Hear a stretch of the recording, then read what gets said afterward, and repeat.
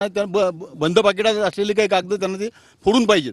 तर त्याच्यावर माझं म्हणणं देण्यासाठी कोर्टाने आम्ही वेळ मागितला, कोर्टाने वेळ दिलेला आहे. पुढील सुनावणी 26/3ला. चार्ज फ्रेम झालेला नाही अजून. ह्या अर्जावर डिसाईड व्हायचं आहे.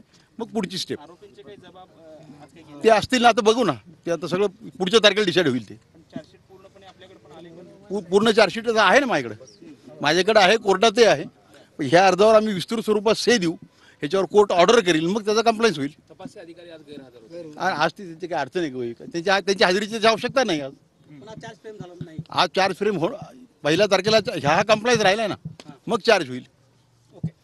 येस, येतील ना पुढच्या तारखेला येतील ना. येतील. येस 26 तारखेला येतील.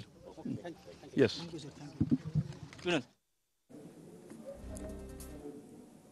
संतोष देशमुख हत्या प्रकरणाची पुढील सुनावणी 26 तारखेला होणार आहे. वकिलांकडून ही माहिती समोर आलेली आहे. वेळ मागितला न्यायालयाकडून आणि न्यायालयाने पुढील तारीख देखील दिलेली आहे. आता 26 मार्चला पुढील सुनावणी होणार.